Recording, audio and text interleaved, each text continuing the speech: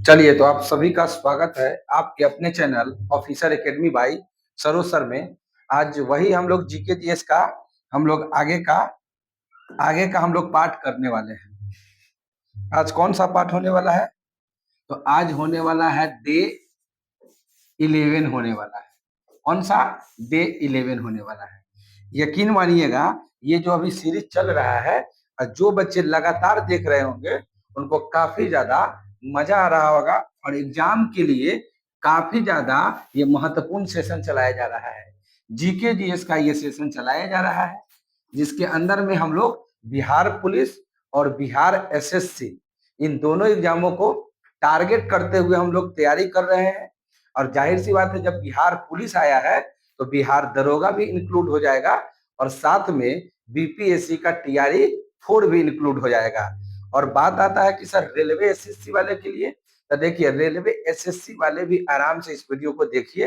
हालांकि आपके एग्जाम में थोड़ा कम सवाल होता है, तो इसलिए हम आपका बात नहीं बतियाते हैं कि एसएससी रेलवे वाले, ऐसा नहीं है कि एसएससी रेलवे वाले को बेनिफिट नहीं मिलेगा। सारे एग्जाम वाले को बेनिफिट मिलेगा जिनके भी एग्जाम में जीके जीएस आता होगा। तो हम लोग जीके जीएस में हिस्ट्री, ज्योग्राफी, पॉलिटिक्स, साइंस इन सारे तमाम प्रश्नों को हम लोग कवर करते हैं। तो उसी क्रम में आज का जो हम लोग का लेक्चर होगा वो 11 नंबर का होगा, क्योंकि इससे पहले ऑलरेडी 10 वीडियो कर चुके हैं। तो जो बच्चे अभी भी नहीं देखे हैं तो सारे वीडियो को एक एक करके आप देखिए और फिर बताइए कि आपको मजा आ रहा है कि नहीं, आपका तैयारी में बूस्टअप हो रहा है कि नहीं, आपका तैयारी बढ़ रहा है कि नहीं बढ़ रहा है। तो चलिए उसी क्रम में हम लोग आगे बढ़ते हैं और आज का जो हम लोगों का जो पहला प्रश्न होगा उसको हम लोग ध्यान से देखते हैं। तो हम लोग का जो पहला प्रश्न है उसको गौर कीजिएगा। तो पहला प्रश्न क्या है ना, कि मृतोपजीवी कवक कौन सा है? आपसे पूछ रहा है कि सर मृतोपजीवी कवक कौन सा है? मृत, अरे यार ये तो कलर अपने आप माथा खराब करते रहता है। मृत है ना, क्या है? मृतोपजीवी। हाँ बिल्कुल, मृतोपजीवी। नोट कीजिएगा, कह रहा है कि सर मृतोपजीवी कवक कौन सा है। ऑप्शन चारों आपको मिलेगा, है ना। कवक कौन सा है? आपसे सवाल पूछ रहा है कि मृतोपजीवी कवक कौन है। ऑप्शन आपको मिल रहा है, बताइएगा कि मरा हुआ कवक कौन है, मृतोपजीवी कवक कौन है। ऑप्शन पहला है शैवाल। क्या शैवाल एक मृतोपजीवी कवक होगा कि नहीं होगा, ये आपको बताना है। और ऑप्शन नंबर जो ख है वो आपका है, आपका ये ऑप्शन है कि फीता कृमि। ऑप्शन नंबर 2 क्या है? फीता कृमि है। और ऑप्शन नंबर ग क्या है? तो वो है पेनिसिलिन। ऑप्शन नंबर ग क्या है? तो पेनिसिलिन हो जाएगा, पेनिसिलिन हो जाएगा। तो ये तीसरा नंबर का ऑप्शन हो गया पेनिसिलिन। और अगर बात करते हैं कि सर घ नंबर का ऑप्शन कौन सा है, तो अमरवेल है। अमरवेल, अमरवेल है, अमरवेल। ये बताइए चारों ऑप्शन में से कौन सा ऑप्शन है जो मृतोपजीवी कवक है? मृतोपजीवी कवक है, ये आपको बताना है। देखिए अभी हम टाइपिंग नहीं कर पा रहे हैं, आप पढ़ने से मतलब रखिए। टाइपिंग करेंगे आपको अच्छा दिखाई देगा, अच्छा लगना कोई जरूरत नहीं है। हम सीखने आए हैं, एग्जाम में हमें बनाना है। यहाँ पे अच्छा है खराब है उससे आपको कोई मतलब नहीं होना चाहिए। अगर आप पढ़ने वाला स्टूडेंट है तो आपको, है ना, जो हम हाथ से लिख रहे हैं इसमें और टाइपिंग करके लाते हैं ना, उसमें धरती आसमान का अंदर होता है। क्या होता है कि टाइपिंग किया हुआ रहने में क्या होता है, खाली उसको पढ़ दीजिए, मजा नहीं आता है। हाथ से लिखिए और आप भी मेरे साथ हाथ से लिखिए तो कंसंट्रेशन बना रहेगा। बात समझ रहे हैं ना? तो ये चीज है। तो इसीलिए हम टाइपिंग करते नहीं है, हम आपके साथ ही हाथ से लिखते हैं ताकि हम लोग लिखते क्रम में ही याद हो जाए। ये चीज आपको समझ में नहीं आएगा, लेकिन जो बच्चे समझदार है वो इसका बेनिफिट उठा रहा है। ठीक है, आज जो यूट्यूब पे आके एकदम मजा लूटने आता है उसको कोई बेनिफिट नहीं मिल रहा होगा। वो सोचता होगा अरे यार क्या हाथे से लिखते हैं। तो तुम पढ़ने वाला स्टूडेंट हो ही नहीं, सीधा बात। अगर पढ़ने वाला स्टूडेंट है तो आपको इस पर ध्यान नहीं देना चाहिए कि यह टाइपिंग किया हुआ है कि हाथ से लिखा जा रहा है। आपको इस बात पर ध्यान रखना चाहिए कि ये क्वेश्चन हमें समझ में आया है कि नहीं आया है। ठीक है, तो चलिए इसका आंसर कौन सा होगा? मृतोपजीवी कवक कौन है? शैवाल है कि फीता कृमि है कि पेनिसिलिन है कि अमरवेल है? तो आप अगर जवाब मन में सोच लिए हैं तो आप देखिए आपका आंसर सही है या गलत। इसका आंसर हो जाएगा पेनिसिलिन हो जाएगा। पेनिसिलिन एक मृतोपजीवी कवक है। क्या है? मृतोपजीवी कवक है, याद रखिएगा। और पेनिसिलिन की खोज पूछेगा कि सर पेनिसिलिन की खोज कौन किया था, तब कहिएगा अलेक्जेंडर फ्लेमिंग किया था। अलेक्जेंडर फ्लेमिंग किए थे। अलेक्जेंडर फ्लेमिंग किए थे किनका खोज? पेनिसिलिन की खोज किए थे। कौन? अलेक्जेंडर फ्लेमिंग किए थे। तो आपका पहला सवाल कंप्लीट हो चुका है। अब आते हैं क्वेश्चन नंबर 2 में। मधुमेह होने का कारण आपसे पूछ रहा है। मधुमेह, जिसे आप डायबिटीज कहते हैं, जिसे आप शुगर कहते हैं, जिसे आप चीनी का बीमारी कहते हैं, तो होने का मधुमेह होने का क्या कारण है? मधुमेह होने का क्या कारण है? ये आपसे कारण पूछना चाह रहा है कि सर मधुमेह जो होता है वो इसका रीजन क्या है? तो आपको हम ऑप्शन दे रहे हैं लेकिन लिखेंगे नहीं। ऑप्शन ये है, दो ही ऑप्शन देंगे, बताइए इंसुलिन की कमी से होता है कि इंसुलिन की बढ़ोतरी से होता है? चलिए ऑप्शन आपको यही मिला कि इंसुलिन की कमी से होगा कि इंसुलिन की ज्यादा से होगा, बताइए। इंसुलिन की मात्रा कम होने से डायबिटीज होता है कि इंसुलिन की मात्रा बढ़ जाने से होता है? तो आप कहेंगे नहीं सर, इंसुलिन की मात्रा घट जाने से होता है। तो आंसर क्या हो जाएगा कि सर इंसुलिन की कमी से होता है। इंसुलिन की कमी से आपका डायबिटीज हो जाता है, शुगर का बीमारी हो जाता है, याद रखिएगा। सवाल नंबर 3 में आते हैं। मकड़िया जो होता है, मकड़िया, मकड़िया है ना, मकड़िया, मकड़िया, मकड़िया किस प्रजाति का, मकड़िया किस प्रजाति, मकड़िया किस प्रजाति के अंतर्गत आते हैं? के अंतर्गत, अंतर्गत है ना, मकड़िया किस प्रजाति के अंतर्गत आते हैं? सवाल पूछ रहा है कि जो आपका मकड़ी होता है वो किस जगत के अंदर आते हैं, कौन से प्रजाति के अंतर्गत आते हैं? प्रजाति का मतलब ऑर्थोपोडा समूह है कि एनिलिडा समूह है कि मोलस्का समूह है? बताइए, ऑर्थोपोडा है कि मोलस्का है कि एनिलिडा है ना? तो इसका आंसर कौन सा हो जाएगा? ऑर्थोपोडा हो जाएगा। ऑर्थोपोडा हो जाएगा। आपको मालूम है ना कि ऑर्थोपोडा के अंतर्गत जितने भी दुनिया में कीट होते हैं, कीट, कीट का मतलब हो गया दुनिया में जितना भी कीट है, जैसे मक्खी, अगर मक्खी पूछेगा तो भी इसी प्रजाति के अंतर्गत आएगा, मक्खी। मक्खी के बाद आपसे मच्छर पूछेगा तो मच्छर भी किस में आता है? तो सर मच्छर भी आपका इसी में आ जाएगा। आपका जो मच्छर आएगा, मच्छर वो भी आपका ऑर्थोपोडा समूह में आएगा। तो मक्खी, मच्छर, चाहे आप चींटी की बात कर लीजिए, चींटी भी किसी में आएगा? इसी में आएगा। चाहे आप मधुमक्खी की बात कर लीजिए, मधुमक्खी, तो मधुमक्खी भी आपका इसी कैटेगरी में आ जाएगा, ऑर्थोपोडा के श्रेणी में आ जाएगा। आप चाहे आप फतिंगा बोल सकते हैं, फतिंगा जो रात में उड़ता है ना, फतिंगा, वो। आप तितली की बात कर लीजिए, तितली, ये तितली भी हो गया, मक्खी हो गया, मच्छर हो गया, चींटी हो गया, फतिंगा हो गया, है ना?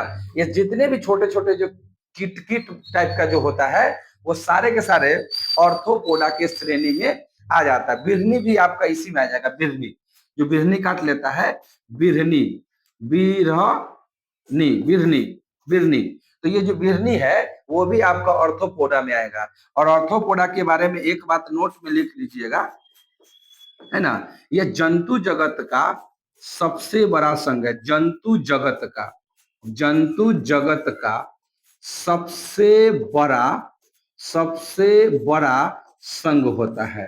यानी जंतु जगत में दुनिया में सबसे बड़ा संघ इसी का है, यानी इसका सबसे ज्यादा जनसंख्या पाया जाता है ऑर्थोपोडा में। अब बात कर लेते एक आध वो और है, जैसे हम बात कर ले सर कि एनिलिडा ग्रुप में कौन आएगा? एनिलिडा, तो सर एनिलिडा संघ में कौन सा आएगा? तो एनिलिडा संघ में कौन आता है बताइए?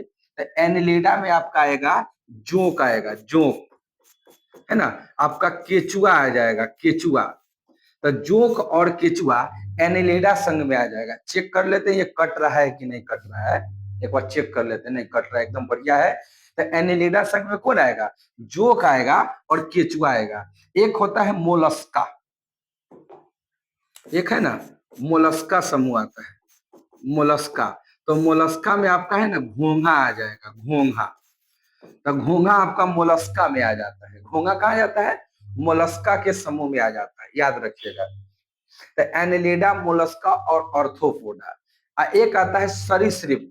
एक सरीसृप वर्ग होता है, सरीसृप, है ना। एक सरीसृप भी वर्ग होता है, सरीसृप। तो सरीसृप में रेंगने वाला होता है, जैसे सांप हो गया, है ना, सांप हो गया, जो भी रेंग कर चले, मगरमच्छ हो गया, मगरमच्छ हो गया, सांप, मगरमच्छ, ये सब आपका सरीसृप में आ जाएगा, सरीसृप में आ जाता है। चलिए हम लोग आगे बढ़े। तो अर्थोपोडा में मकड़िया आ जाता है, और उसी के इर्द गिर्द और भी बहुत सारा प्रश्न है जो हम आपको बता दिए हैं। तो 3 के बाद हम लोग अब चलते हैं क्या नंबर में? अब 3 के बाद हम लोग चलेंगे 4 नंबर में। 3 के बाद हम लोग चलते हैं 4 नंबर में। सवाल है कि sir medulla, medulla oblongata, medulla, medulla, medulla oblongata, oblongata आपको पढ़ाया गया क्लासरूम में। जो बच्चे क्लासरूम में पढ़ते हैं ऑफलाइन में आके, उनको अच्छे से पता होगा। मेड्यूला ऑब्लोगेटा, मेडुला ऑब्लोगेटा के बारे में पूछ रहा है कि मेडुला ऑब्लोगेटा किस अंग का हिस्सा है? आपके शरीर में किस अंग का हिस्सा होता है? किस अंग का हिस्सा है? आपसे पूछ रहा है कि मेडुला ऑब्लोगेटा होता है जो बॉडी का कौन से पार्ट का हिस्सा है। तो आपको भी मालूम है कि सर ये मस्तिष्क के पार्ट का हिस्सा है। किसका? सर ये मस्तिष्क का पार्ट का हिस्सा है। ये कहाँ का पार्ट है? तो सर ये मस्तिष्क, दिमाग के हिस्सा होता है मेडुला ऑब्लोगेटा। कहिएगा सर दिमाग का कितना पार्ट है? तो कहिएगा सर दिमाग का 3 गो पार्ट होता है। यानी कि आपका जो तंत्रिका तंत्र है, नर्वस सिस्टम, नर्वस सिस्टम, तंत्रिका तंत्र, इसको बोलते हैं तंत्रिका तंत्र बोलते हैं। तो तंत्रिका तंत्र के कितने पार्ट बोलिएगा? तो कहिएगा सर 3 पार्ट। कौन कौन? कौन कौन? तो एक आ जाएगा, एक आ जाता है, समझे, एक आएगा आपका फ्रंटियल, अग्र मस्तिष्क। क्या बोलते हैं इसको? अग्र मस्तिष्क कहते हैं, अग्र मस्तिष्क कहते हैं। बीच वाला को हम लोग मध्य मस्तिष्क कहते हैं। इसको क्या कहेंगे? मध्य मस्तिष्क। इसको हम पश्च मस्तिष्क कहेंगे, सबसे लास्ट में रहता है, पश्च मस्तिष्क होता है, पश्च मस्तिष्क होता है।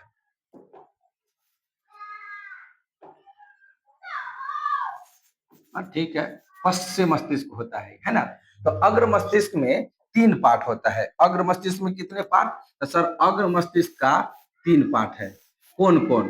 तो सर एक होता है हाइपोथैलेमस, हाइपो, एक होता है हाइपोथैलेमस होता है, हाइपोथैलेमस। एक दूसरा नंबर का जो होता है उसे हम सेरिब्रम कहते हैं, सेरिब्रम।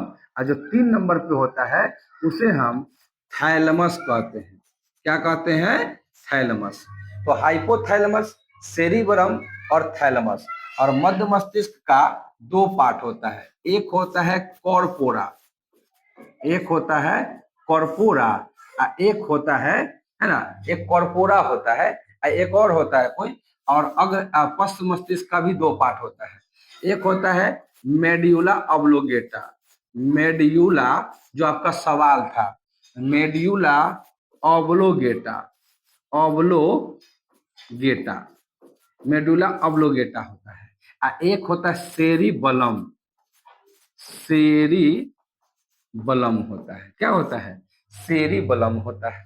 अब हाइपोथैलेमस का क्या काम है? आपके बॉडी के अंदर में जितने भी फीलिंग्स है, आपको भूख लगा है, प्यास लगा है, किसी से नफरत हो गया है, किसी से गुस्सा आ रहा है, तो ये सारा के सारा काम करने के लिए हाइपोथैलेमस जिम्मेवार होता है। यानी जितने भी फीलिंग्स है ना, आपको चोट लग गया, आपको भूख लग गया, आपको नींद आ रहा है, तो ये सारा के सारा हाइपोथैलेमस करेगा। सेरिबरम का काम क्या है? सेरिबरम का काम होता है याददाश्त। आप कोई भी चीज को कितना दिन याद रखते हैं, तो आपका याददाश्त कितना तगड़ा है, उसके लिए सेरिब्रम जिम्मेवार होता है ना। थैलेमस होता है ना, आपका जैसे कोई जल गया, आपको पता चला कि हमको जल गया है ना, तो उसके लिए ताप कंट्रोल करने के लिए थैलेमस यूज होता है। कॉर्पोरा का काम क्या होता है? देखना और सुनना। आप कोई भी चीज देख पा रहे हैं, सुन पा रहे हैं, उसके लिए कॉर्पोरा जिम्मेवार होता है। और मेडुला ऑब्लोंगेटा, तो मेडुला ऑब्लोंगेटा में क्या होता है कि जो चीज आपके बस में ना हो, जिसपे हमारा नियंत्रण ना हो, जैसे धड़कन धड़कना, तो धड़कन धड़कना मेरे कंट्रोल में नहीं होता है, उसको धड़कते ही रहना है, वो हम कितना भी कंट्रोल करें वो कंट्रोल नहीं हो सकता है। सांस लेना वो हमारे कंट्रोल में नहीं होता है, पल्स रेट का चलना वो हमारे बस में नहीं होता है। तो जो भी बॉडी का पार्ट जो आपके बस में ना हो, वो मेडुला ऑब्लोंगेटा के श्रेणी में आता है। सेरिबलम का काम क्या है? सेरिबलम का काम होता है कि आप कुछ भी नया सीख रहे हैं, है ना, कुछ भी नया चीज सीखते हैं, जैसे अभी आप पढ़ रहे हैं, सीख रहे हैं, तो इसके लिए सेरिबलम जिम्मेवार होता है। और ये सारा के सारा नाम, चाहे वो हाइपोथैलेमस हो, चाहे वो सेरिब्रम हो, चाहे वो थैलेमस हो, कॉर्पोरा हो, मेडुला ऑब्लोंगेटा हो या सेरिबलम हो, ये सारा के सारा मस्तिष्क का पार्ट होता है। किसका? मस्तिष्क का पार्ट होता है, और उसे हम तंत्रिका तंत्र कहते हैं। और कभी बोल देना कि तंत्रिका तंत्र की सबसे छोटी इकाई क्या होती है?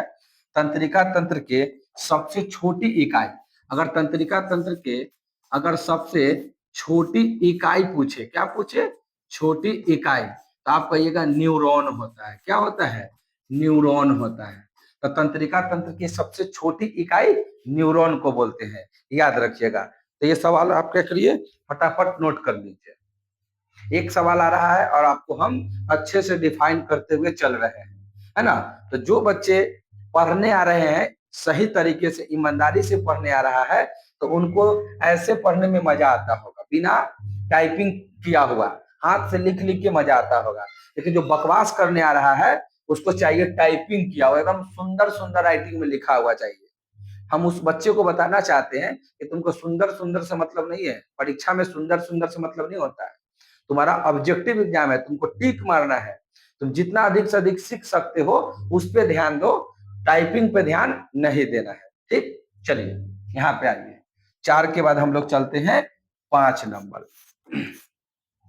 और आज का 5 नंबर का सवाल है, 5 नंबर का जो सवाल है कि ट्रिप्सिन का काम क्या है? ट्रिप्सिन क्या करता है? ये जो आपका ट्रिप्सिन होता है, ट्रिप्सिन, ट्रिप्सिन का कार्य क्या है? कार्य क्या है? यानी जो ट्रिप्सिन होता है उसका काम कौन सी होता है? तो ट्रिप्सिन का काम क्या है? ऑप्शन है कि कार्बोहाइड्रेट का विघटन करता है। ट्रिप्सिन क्या करता है? कार्बोहाइड्रेट का विघटन करता है, या फिर प्रोटीन का संश्लेषण करता है। पहला पहला ऑप्शन क्या दिए? कार्बोहाइड्रेट का विघटन करता है, या फिर प्रोटीन का संश्लेषण करता है, और तीसरा है वसा का विघटन करता है। पहला ऑप्शन क्या है? कार्बोहाइड्रेट का विघटन करता है।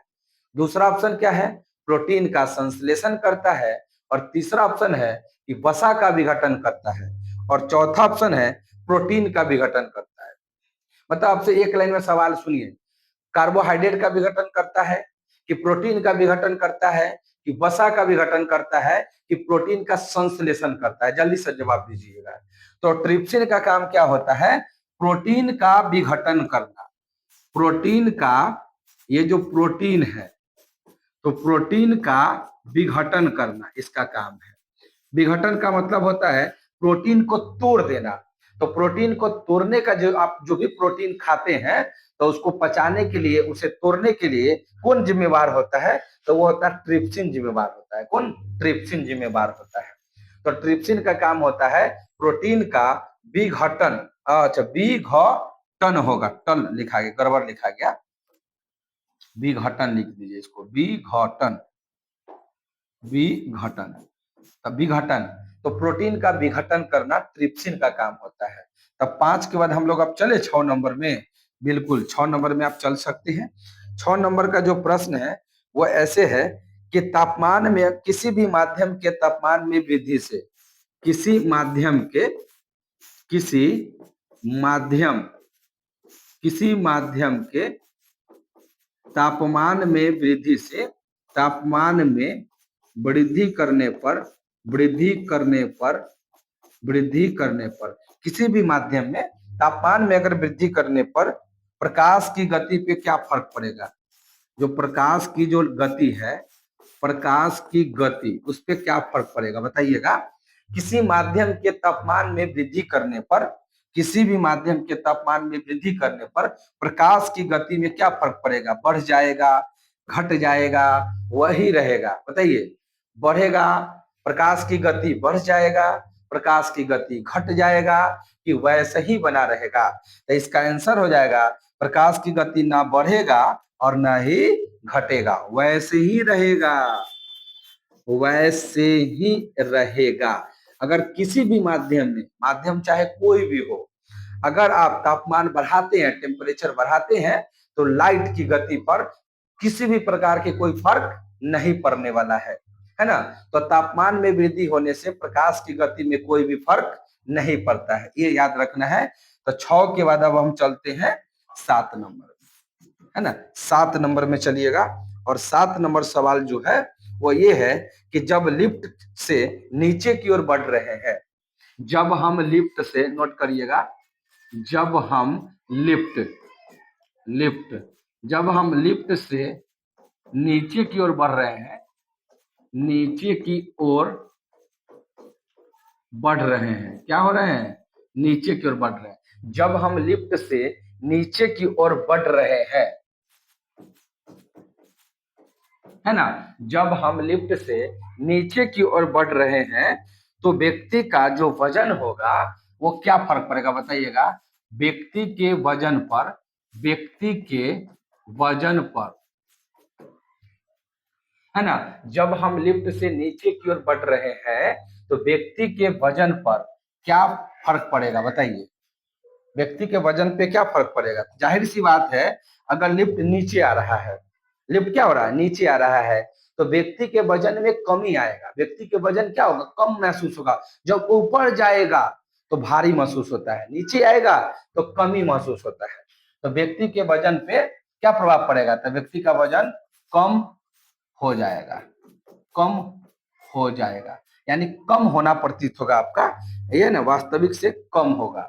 जितना भी है उससे आपको कम महसूस होगा, तो कम महसूस होगा, ऐसे भी लिख सकते हैं, कम महसूस होगा,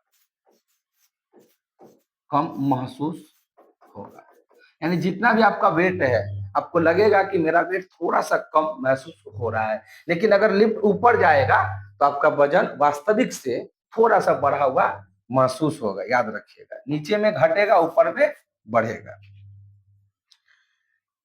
आगे बढ़ते हैं कि पक्षियों के द्वारा की जाने वाली, पक्षियों के द्वारा, पक्षियों के द्वारा की जाने वाली परागन को, पक्षियों के द्वारा की जाने वाली परागन को, है ना, पक्षियों के द्वारा की जाने वाली परागन की प्रक्रिया, परागन की प्रक्रिया, पक्षियों के द्वारा की जाने वाली परागन की प्रक्रिया किस नाम से जानी जाती है। प्रक्रिया किस नाम से जानी जाती है, किस नाम से जानी जाती है, किस नाम से जानी, पक्षियों के द्वारा की जाने वाली परागन की जो प्रक्रिया है वह किस नाम से जानी जाती है। पक्षियों के द्वारा की जाने वाली परागन की प्रक्रिया किस नाम से जानी जाती है, यानी पक्षी के द्वारा जो परागन होता है वो उसे हम किस नाम से जानते हैं, है ना। तो उसका नाम जो होगा ऑर्निथोफिली हो जाएगा, ऑर्निथोफिली, ऑर्निथोफिली,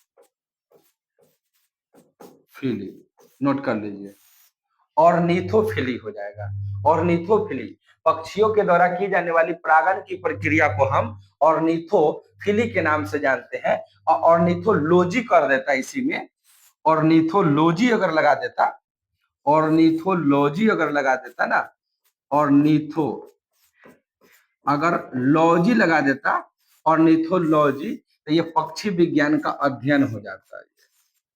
पक्षी विज्ञान का अध्ययन हो जाता है, स्टडी।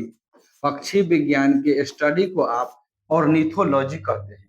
तो ऑर्निथोलॉजी कहता तो पक्षी विज्ञान का अध्ययन, और ऑर्निथोफिली कह दिया तो पक्षियों के द्वारा जो परागण होता है उसे हम कहते हैं। 8 नंबर के बाद चलिए 9 नंबर पे। और 9 नंबर पे क्या है? 9 नंबर पे आपका जो सवाल है वो ये है, 9 नंबर पे ये है कि विद्युत परिपथ में फ्यूज तार का प्रयोग क्यों किया जाता है? विद्युत के परिपथ में आप देखते होंगे ना, इलेक्ट्रिक में आप फ्यूज लगाते हैं, तो विद्युत के जो परिपथ होता है, विद्युत के परिपथ विद्युत के परिपथ में विद्युत के परिपथ में फ्यूज विद्युत परिपथ में फ्यूज तार का प्रयोग क्यों किया जाता है? प्रयोग किया जाता है, आपसे पूछा जा रहा है, किया जाता है ना। ये जो फ्यूज तार होता है ना, इलेक्ट्रिक में हम लोग इलेक्ट्रिक के परिपथ में फ्यूज तार का जो प्रयोग करते हैं, है ना, तो उसमें बोला है कि प्रतिरोधक शक्ति के लिए या चालकता पर या गलन बिंदु पे, है ना। इसका ऑप्शन क्या क्या दिया है वो थोड़ा ध्यान से सुनिएगा। इसका जो ऑप्शन दिया है प्रतिरोधक शक्ति पर, प्रतिरोधक शक्ति, क्या ये आंसर होगा? बताइए। प्रतिरोधक शक्ति के लिए प्रयोग करते हैं, या ऑप्शन 2 नंबर जो दिया हुआ है चालकता पे, चालकता पर, या ऑप्शन जो सी दिया हुआ है वो है गलन बिंदु पर, गलन बिंदु पर बताइएगा, गलन बिंदु पर। और ऑप्शन नंबर जो डी मिलेगा आपको वो मिलेगा सामर्थ्य पर, सामर्थ्य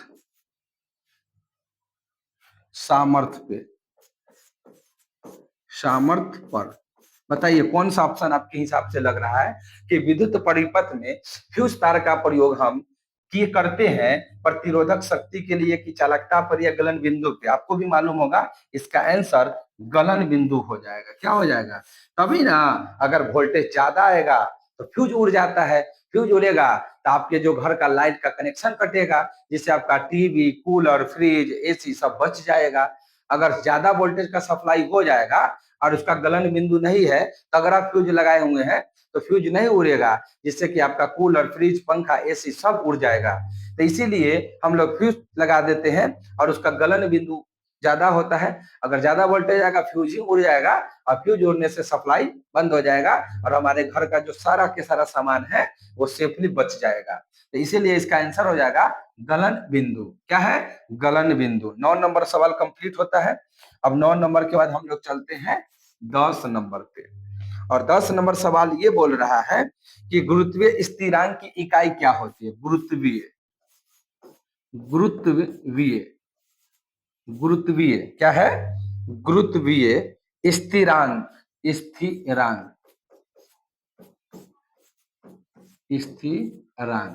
तो गुरुत्वीय स्थिरांक की इकाई है, बताइएगा। गुरुत्वीय स्थिरांक की इकाई है, गुरुत्वीय स्थिरांक की इकाई होती है, ये आपसे पूछ रहा है ना। ये गुरुत्वीय स्थिरांक की इकाई क्या होती है? तो गुरुत्वीय स्थिरांक की इकाई क्या है? ऑप्शन नंबर ए जो दिया हुआ है Newton metre square per kg square. Option number जो बी है वो न्यूटन केजी स्क्वायर बटा में मीटर स्क्वायर, और ऑप्शन नंबर जो सी है वह न्यूटन मीटर पर केजी स्क्वायर, और ऑप्शन नंबर जो डी है वो न्यूटन मीटर पर केजी है, बताइएगा गुरुत्वीय स्थिरांक की इकाई इन चारों ऑप्शन में से कौन सा हो जाएगा? तो मेरे हिसाब से न्यूटन मीटर पर केजी स्क्वायर होना चाहिए। न्यूटन मीटर पर केजी स्क्वायर, न्यूटन मीटर पर केजी स्क्वायर होना चाहिए, ये वाला ऑप्शन होना चाहिए। गुरुत्वीय स्थिरांक की इकाई Newton metre square per kg square. एक बार चेक कर ले क्या, एक बार चेक कर लेते हैं, रुक जाइए, इसका आंसर एक बार चेक कर लिया जाए ताकि गलत जानकारी ना हो। हाँ, गलत जानकारी हो ही गया है, हमको लग रहा था, डाउट लग रहा था, इसलिए हम चेक करना पसंद किए हैं। और सही बात है कि हम लोग गलत जानकारी में टिक लगा दी है। ये आपका आंसर हो जाएगा, newton metre square per kg square. Newton metre square per kg square होता है गुरुत्वीय स्थिरांक की इकाई, याद रखिएगा। 11 नंबर प्रश्न पे अब आते हैं।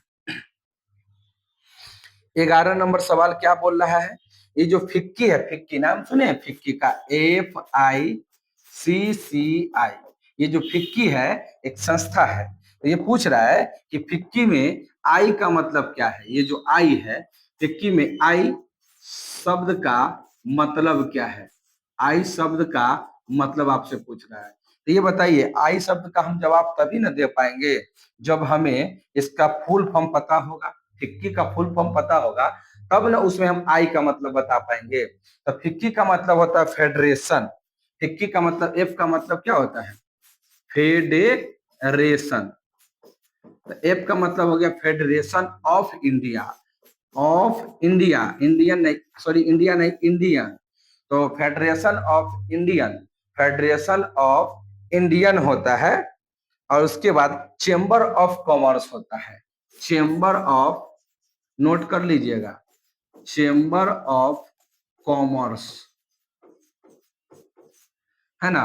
तो federation of Indian, chamber of commerce, chamber of commerce and industry होता है, एंड इंडस्ट्री, एंड इंडस्ट्री,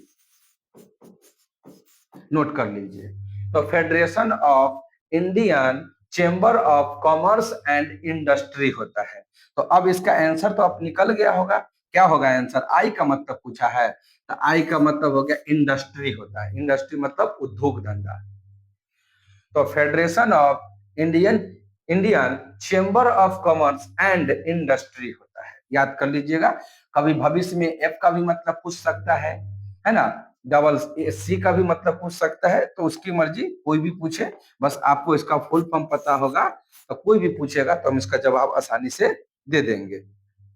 अगला जो प्रश्न है वो काफी ज्यादा महत्वपूर्ण और काफी ज्यादा वीवीआई प्रश्न है, तो उसके बाद हम ऊपर से लेते हैं, ठीक, ऊपर से लेते हैं। और ये हमारा 12 नंबर जो प्रश्न होगा वो है। तो 12 नंबर प्रश्न क्या बोल रहा है, बहुत अच्छा प्रश्न है, वीवीआई प्रश्न है कि सर कॉफी बोर्ड कहाँ पड़ेगा, आपको है ना पूछ रहा है कि सर कॉफी बोर्ड, ये जो सर ये कॉफी बोर्ड है ना, ये कॉफी जो बोर्ड है सर, ये आपको बोल रहा है कि सर बंगलुरु में है। आपसे सही गलत पूछ रहा है, क्या बताइएगा कि कॉफी बोर्ड बंगलुरु में पड़ेगा, कॉफी बोर्ड बंगलुरु में है, ये बात सही है या गलत है। या फिर पूछेगा कि रबर बोर्ड, रबर बोर्ड है ना, ये जो रबर बोर्ड है, रबर बोर्ड कोट्टायम में है, कोट्टायम में पड़ेगा, बताइए, कोट्टायम है ना, केरल में पड़ता है, कोट्टायम, कोट्टायम में है क्या, रबर बोर्ड कोट्टायम में है, आपको जवाब देना है। चाय बोर्ड कलकत्ता में है, बोलिएगा, चाय बोर्ड कोलकाता में है, कोलकाता। एक है तंबाकू बोर्ड, एक क्या है, तंबाकू, ये काफी ज्यादा महत्वपूर्ण है, इसको वीवीआई कर लीजिएगा। तंबाकू बोर्ड आपका दे रहा है कोच्चि, तंबाकू बोर्ड क्या दे रहा है, कोच्चि दे रहा है, कोच्चि भी केरल में पड़ता है। अब आपको जवाब देना है कि सर इसमें से कौन सा ऑप्शन है जो गलत दिया हुआ है, कौन सा ऑप्शन है जो गलत दिया हुआ है, आपको गलत ऑप्शन को चुनना है। कौन सा ऑप्शन, गलत ऑप्शन को क्या करना है, चुनना है। तो गलत ऑप्शन चुन के बताइए कि सर कॉफी बोर्ड बंगलुरु में है, तो कहिएगा हाँ सर बिल्कुल सही बात है कि कॉफी बोर्ड बंगलुरु में है, ये 100% सही बात है कि कॉफी बोर्ड कहाँ है, बंगलुरु में है। Rubber board Kottayam, rubber board Kottayam Kerala में है, कोट्टायम केरल में पड़ता है। कहिएगा रबर बोर्ड कोट्टायम केरल में, हम कहिए बिल्कुल 100% सही बात है कि रबर बोर्ड कोट्टायम केरल में है। चाय बोर्ड कलकत्ता में है, 100% सही बात है कि चाय बोर्ड कलकत्ता में है। लेकिन बोल रहा तंबाकू कोच्चि में है, नहीं तंबाकू कोच्चि में नहीं है, ये गलत बात है। ये क्या है, ये आपका गलत बात है। तंबाकू बोर्ड है ना, ये कोच्चि में नहीं है, ये आपका आंध्र प्रदेश में है। कहाँ पे, आंध्र प्रदेश में है, नोट करिए आंध्र प्रदेश में है। तो आंध्र प्रदेश में आपका पड़ेगा तंबाकू बोर्ड। तंबाकू बोर्ड कहाँ पे, आंध्र प्रदेश में। और आंध्र प्रदेश में भी एक जगह पूछेगा तो गुट्टूर होता है, गुट्टूर बोलते हैं उसको, गुट्टूर। क्या बोलते हैं, गुट्टूर बोलते हैं आप, है ना। गुट्टूर में पड़ेगा, आंध्र प्रदेश के गुट्टूर में तंबाकू बोर्ड पड़ेगा। क्या बोलेगा, तंबाकू बोर्ड, याद रखिएगा। अगर औषधि केंद्र कहता है ना, औषधि तो लखनऊ हो जाता, औषधि दवाई के लिए। तो औषधि केंद्र कहाँ पे, लखनऊ में। ये बात भी आप लिख लीजिए कि औषधि केंद्र कहाँ पे, लखनऊ में है। तो 12 के बाद अब हम लोग चलते हैं 13 नंबर प्रश्न पे। और 13 नंबर सवाल है कि बैंक दर क्या होता है। बैंक दर, बैंक जो ब्याज दर होता है, बैंक ब्याज दर, ऐसे लिख लीजिए। बैंक ब्याज दर क्या होता है, बताइए तो। बैंक ब्याज दर क्या होता है। तो बैंक ब्याज दर है ना, बैंक ब्याज दर के बारे में तो हम समझाएंगे ही समझाएंगे, लेकिन उससे पहले हम एक दो बात और समझाते हैं। कभी कभी बैंक ब्याज दर कहेगा और कभी कभी आपको है ना रेपो रेट कहता है, रेपो रेट कहेगा। एक सर रेपो रेट क्या होता है, या कभी बोलेगा reverse repo rate, reverse. English में लिख दे, इंग्लिश में लिख देते, अच्छा नहीं लग रहा हिंदी में, है ना। रेपो रेट, इसको भी इंग्लिश में लिख देते हैं, रेपो रेट को। रेपो रेट को भी इंग्लिश में लिख देते हैं, हिंदी में मजा नहीं आता।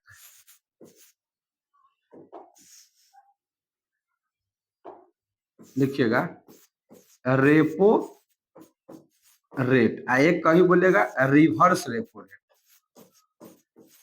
रिवर्स रेपो रेट, है ना। एक होता है बैंक दर, जिसे बैंक ब्याज दर भी कहते हैं।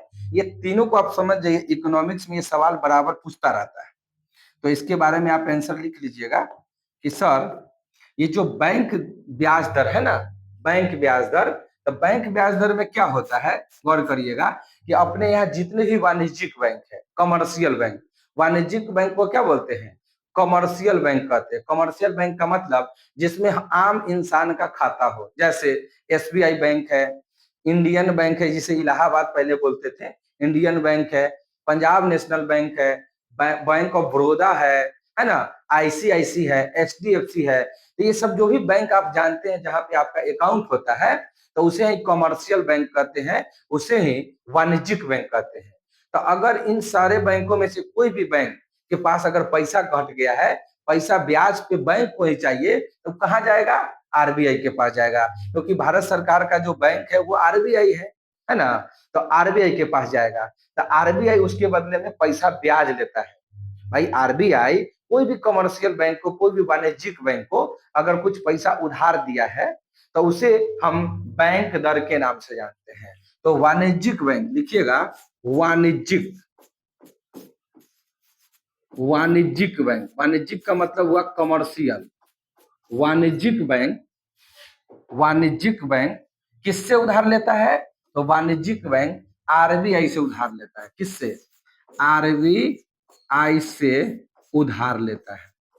लेकिन जो ये उधार लेगा ना, ये जो पैसा उधार लेता है और उसके बदले आरबीआई जो ब्याज मारता है, भाई आरबीआई वाणिज्यिक बैंक को पैसा दे रहा है ब्याज पे, तो कुछ ना कुछ ब्याज लेगा ना। तो वही जो ब्याज देगा, ब्याज लेता है, उसी ब्याज को हम बोलते हैं बैंक ब्याज दर। क्या बोलते हैं, बैंक ब्याज दर कहते हैं। लेकिन ये जो आरबीआई से उधार जो लेता है वाणिज्यिक बैंक, तो कुछ लंबे समय के लिए लेता है, लंबे समय के लिए। किसके लिए, लंबे समय के लिए लेता है, नोट करिएगा, लंबे समय के लिए लेता है, मतलब थोड़ा टाइम के लिए लेता है, जल्दी से पैसा वो रिटर्न नहीं करेगा। रेपो रेट में क्या होगा, तो रेपो रेट में एकदम सेम सिचुएशन रहेगा। रेपो रेट में वाणिज्यिक बैंक आरबीआई से उधार लेगा। कौन लेगा? वाणिज्यिक बैंक ही लेगा। किससे लेगा?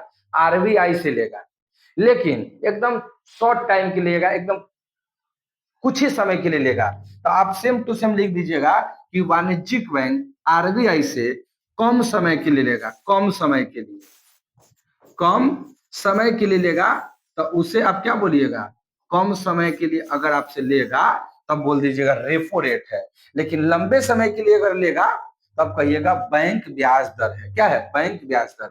लंबे टाइम के लिए बैंक ब्याज दर, कम टाइम के लिए रेपो रेट। लेकिन कभी ऐसा भी होगा कि आरबीआई को ही पैसा घट गया है और वाणिज्यिक बैंक के पास बहुत पैसा है। वाणिज्यिक बैंक के पास बहुत पैसा है और आरबीआई को ही पैसा घट गया है, तो आरबीआई उससे ब्याज पर पैसा लेगा। कौन लेगा? आरबीआई लेगा।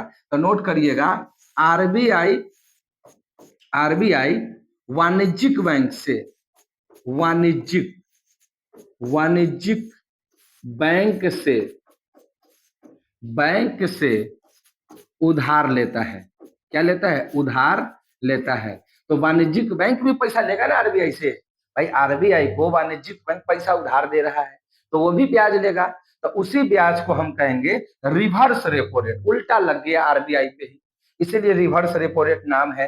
तो कभी आरबीआई वाणिज्यिक बैंक से जो उधार लेगा, लेकिन ये भी कम समय के लिए लेता है, ये भी कम समय के लिए लेता है, कम समय के लिए लेगा, याद रखिएगा। तो कम आरबीआई वाणिज्यिक बैंक से कम समय के लिए जिस ब्याज दर पे पैसा लेता है उसी ब्याज दर को रिवर्स रेपो रेट कहते हैं। लेकिन अगर लंबे टाइम के लिए लेगा, कौन? वाणिज्यिक बैंक। किससे? आरबीआई से, तो उसे हम बैंक दर कहेंगे। लेकिन अगर वाणिज्यिक बैंक आरबीआई से कम समय के लिए लेगा तो उसे हम रेपो रेट कहते हैं। तो हम ये तीनों के तीनों दर को आपको समझाने का प्रयास किए हैं और समझ में आ गया है तो बहुत अच्छी बात है। समझ में अगर नहीं आया है तो वीडियो को आप पीछे करके फिर चला लीजिएगा, आपको समझ में आ जाएगा। चलिए अब हम लोग आगे बढ़ते हैं, इसको नोट करिए। अब 13 के बाद हम लोग 14 में चलते हैं। ये मत देखो कि 13 सवाल हुआ है, ये देखो कि हम कितना प्रश्न करवाए हैं और कितना कॉन्सेप्ट क्लियर करके पढ़ा रहे हैं। तो ये इस बात पे ध्यान रखो, नंबर पे मत जाओ कि अभी इसमें 4 सवाल था ना, वो अलग से बोल रहे औषधि, इसको 5 सवाल में काउंट करेंगे ना, लेकिन हम एक ही सवाल में काउंट किए हैं। ये 3 गो सवाल है ना, बैंक ब्याज दर, repo rate, reverse repo rate, लेकिन एक ही प्रश्न में काउंट कर रहे हैं। इससे पहले हम आपको तंत्रिका तंत्र में बताए तो हाइपोथैलेमस, सेरिबेलम, कितना सारा प्रश्न करवाए। तो नंबर मत देखो कि 13 गो हुआ है, अभी तक आप जोड़िएगा तो 50 गो से ऊपर प्रश्न हो गया होगा। तो 13 के बाद हम चले अब 14 नंबर में, इसलिए नंबर पे दिमाग नहीं लगाना है, प्रश्न देखो कि कितना प्रश्न करवा रहे हैं। ये भी देखो कि आपको कितने अच्छे से समझ में आ भी रहा है। एचडीआई, एचडीआई नाम सुना है ना, एच डी आई, ये क्या होता है? एचडीआई ह्यूमन डेवलपमेंट इंडेक्स होता है। एचडीआई, एचडीआई किन 3 क्षेत्र में विकास का मापन है? एचडीआई किन 3 क्षेत्र, है ना, किन 3 क्षेत्र का मापन की इकाई, किन 3 क्षेत्र का मापन का इकाई है? मापन का इकाई है, इकाई है। ये सवाल आपसे पूछ रहा है कि एचडीआई, तो पहले तो एचडीआई का तुम फुल फॉर्म जान जाओ। एच का मतलब होता है ह्यूमन, क्या होता है? ह्यूमन। डी से होता है डेवलपमेंट, डेवलपमेंट। आई से होता है इंडेक्स, तो ह्यूमन डेवलपमेंट इंडेक्स होता है। हिंदी में बात करते हैं तो हिंदी में होगा मानव विकास सूचकांक, मानव विकास सूचकांक होता है। तो मानव विकास सूचकांक, ह्यूमन डेवलपमेंट इंडेक्स, ये जो 3 क्षेत्र का मापन जो करता है वो किसका किसका? एक करेगा शिक्षा का, एक शिक्षा का करेगा, एक स्वास्थ्य का करेगा, आपके स्वास्थ्य, एक आप कमाते कितना है, आमदनी। तो इन 3 क्षेत्रों का मापन करता है शिक्षा, स्वास्थ्य, आमदनी, शिक्षा, स्वास्थ्य, आमदनी। तो याद रखिएगा एचडीआई, एचडीआई का मतलब ह्यूमन डेवलपमेंट इंडेक्स, मानव विकास सूचकांक होता है। 14 के बाद अब चलते हैं 15 नंबर के प्रश्नों में। और 15 नंबर का प्रश्न क्या कह रहा है कि अगर राष्ट्रीय आय निकालना चाहते हैं, नेशनल इनकम, राष्ट्रीय आय है ना, पूरे देश का इनकम निकालना चाहते हैं। राष्ट्रीय आय निकालने के लिए क्या चीज निकालने के लिए? राष्ट्रीय आय निकालने के लिए, राष्ट्रीय आय निकालने के लिए एनएनपी, एनएनपी का मतलब हुआ net national product. Net national product होता है, net national product, net national product. तो राष्ट्रीय आय निकालने के लिए एनएनपी में से क्या घटाया जाता है? क्या घटाया जाता है? सवाल क्या है कि अगर राष्ट्रीय आय निकालना चाहते हैं तो एनएनपी में से आप क्या घटाएंगे? तो सर एनएनपी में से अप्रत्यक्ष कर को घटा देंगे। अप्रत्यक्ष कर को घटा दिया जाएगा। अप्रत्यक्ष कर यानी इनडायरेक्ट टैक्स को घटा देना होगा। किस में से? एनएनपी में से, नेट नेशनल प्रोडक्ट में से अगर इनडायरेक्ट टैक्स को अगर घटा देते हैं तो वो निकलेगा नेशनल इनकम निकल के आ जाएगा। ये इकोनॉमिक्स का प्रश्न है, ध्यान रखना। 16 सवाल क्या पूछ रहा है? 16 सवाल पूछ रहा है कि दिल्ली सल्तनत का कौन सा शासक था? दिल्ली सल्तनत का कौन सा शासक था? कौन सा शासक था?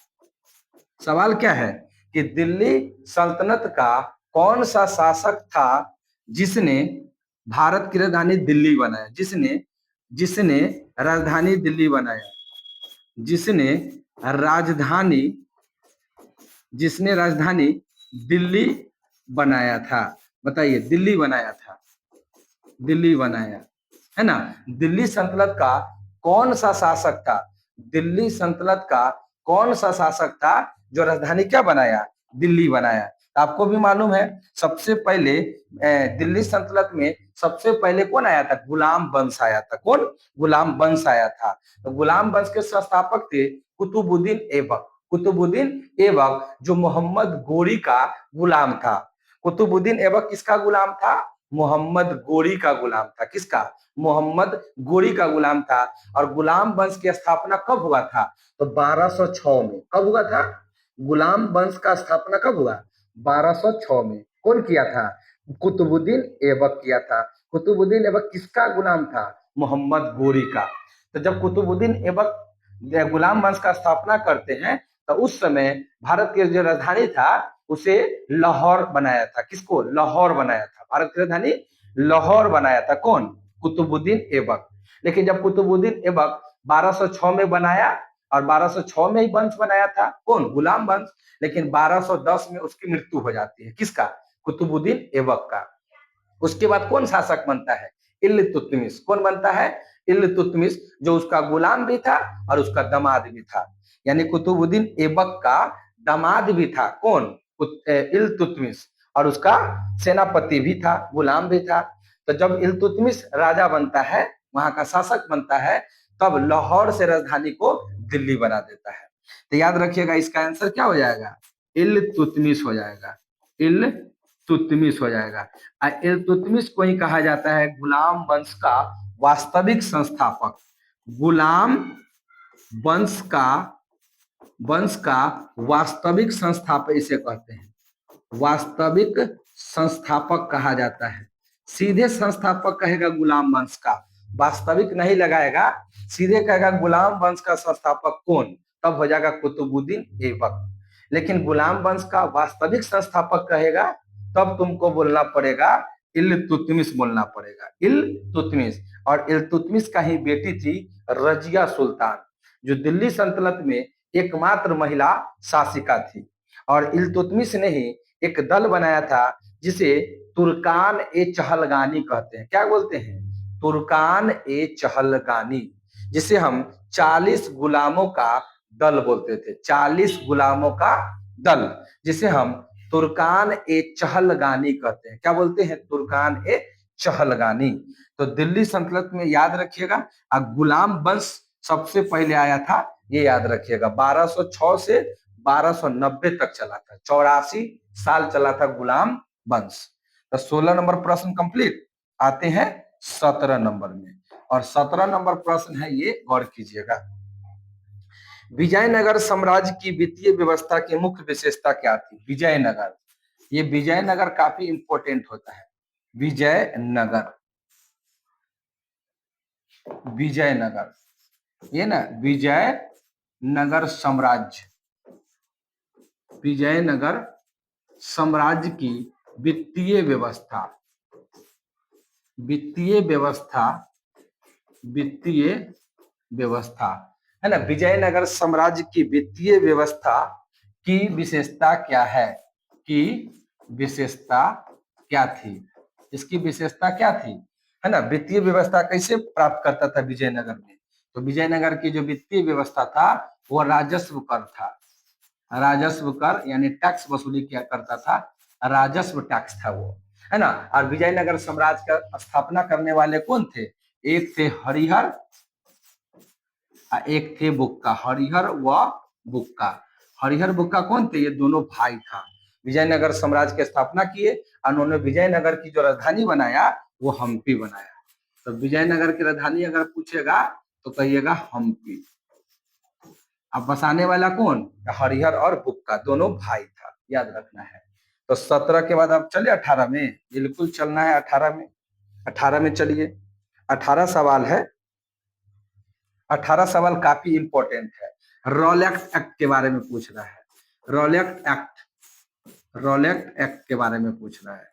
फिर बोल रहा है सीधे रॉलेट सत्याग्रह, ये रॉलेट एक्ट है, ये रॉलेट सत्याग्रह है, रॉलेट सत्याग्रह है।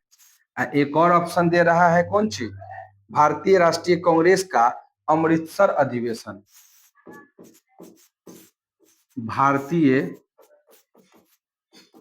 राष्ट्रीय कांग्रेस का अमृतसर अधिवेशन, अमृतसर अधिवेशन, अधिवेशन। और चौथा ऑप्शन क्या है? जालियांवाला बाग हत्याकांड, जालियांवाला बाग हत्याकांड, बाग हत्याकांड। कहिएगा सर ये क्या लिखे हैं? देखो ना अभी क्या लिखे हैं, बता रहे हैं ना, इसको अभी तुम देखो ध्यान से। अरे यार कुछ बैठा हुआ है, यही इसलिए काम नहीं करता रहता है। चलिए, तो रॉलेट एक्ट, रॉलेट एक्ट के बारे में दे रहा है कि 18 मार्च 1919, 18 मार्च 1919, क्या रॉलेट एक्ट 18 मार्च 1919 को हुआ है? ये तुमको चेक करना है। 18 सीधे रॉलेट एक्ट सत्याग्रह याद कर लेते 1919, डेट के साथ याद करना पड़ेगा, आज के सवाल सब डेट से पूछा जाता है।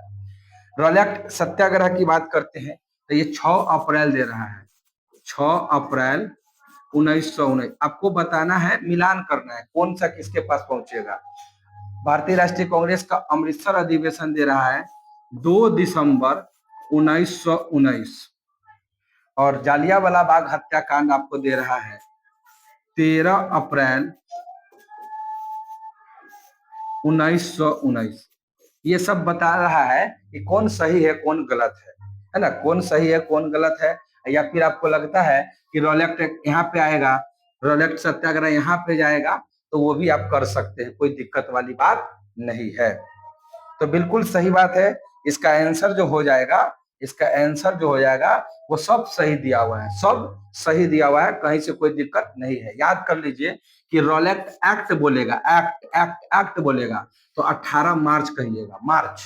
फिर रॉलेट सत्याग्रह कहेगा, क्या कहेगा? रॉलेट सत्याग्रह कहेगा, तब आप कहिएगा 6 अप्रैल, 6 1919 तो सब में है।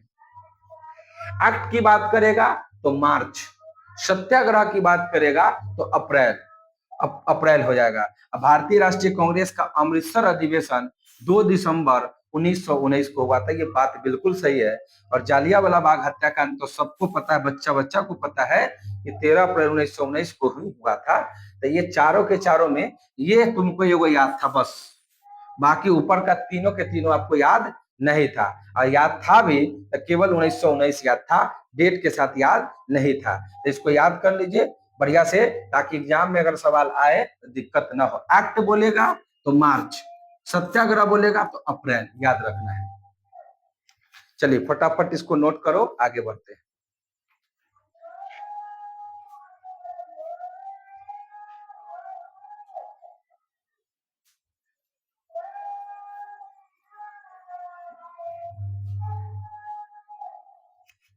चलिए अब अगला प्रश्न हम लोग ले रहे हैं 18 के बाद हम लोग 19। अब 18 सवाल मत देखो यार, 50 60 70 80 को सवाल हो गया होगा, है ना, ये नंबर पे मत जाओ, लेकिन फिर भी हम नंबर लिख रहे हैं। 19 नंबर, 19 नंबर सवाल ये बोल रहा है कि भारत छोड़ो आंदोलन के बाद, भारत छोड़ो आंदोलन के समय, भारत छोड़ो आंदोलन, है ना, भारत छोड़ो आंदोलन के दौरान, भारत छोड़ो आंदोलन के, भारत छोड़ो आंदोलन के दौरान, है ना, भारत छोड़ो आंदोलन के दौरान जेल से फरार होकर, जेल से फरार होकर, फरार होकर, फरार होकर, कौन फरार हो गया इसे बताओ ना। भारत छोड़ो आंदोलन के दौरान जेल से फरार होकर, जेल से कौन फरार हो गया, एक लाइन में जवाब दो ना भाई, है ना, कि भारत छोड़ो आंदोलन के समय में जेल से कौन फरार हो गया था, याद आया, कौन आया था, जयप्रकाश नारायण, जयप्रकाश नारायण थे जो जेल से फरार हो गए थे। कौन, भारत छोड़ो आंदोलन के समय में कौन भाग गया था जेल से, जयप्रकाश नारायण। कौन सा जेल में ही बंद थे बताओ तो, जयप्रकाश नारायण जो थे वो हजारीबाग जेल में बंद थे, हजारीबाग। हजारीबाग जेल कहाँ है, सर झारखंड में है, कहाँ पे, झारखंड में है। तो जयप्रकाश नारायण हजारीबाग जेल से भाग गए थे, और किस रात को भागे थे, ये भी पूछता है एग्जाम में, दीपावली की रात, दीपावली, है ना, दीपावली की रात था, दीपावली के रात को ये जेल से फरार हो गए, और फरार होके कहाँ भाग गए, तो फरार होके भाग गए नेपाल। कहाँ भाग गए, नेपाल, और नेपाल में एक जंगल है, उसी जंगल में जाके छिप गए। जंगल का भी नाम पूछता है, रास बिलास जंगल, रास बिलास जंगल, रास बिलास जंगल। लेकिन जब अंग्रेजों को पता चलता है कि ये नेपाल भाग गया है और जंगल में छुप चुका है, तो वहां नेपाल के सरकार को अंग्रेजों का दबाव था कि आप हमें जयप्रकाश नारायण को पकड़ कर दीजिए। तो फिर नेपाल की सरकार वहां की पुलिसों से जयप्रकाश नारायण को गिरफ्तार करवा देता है, और फिर अंग्रेजों को सबमिट कर देता है।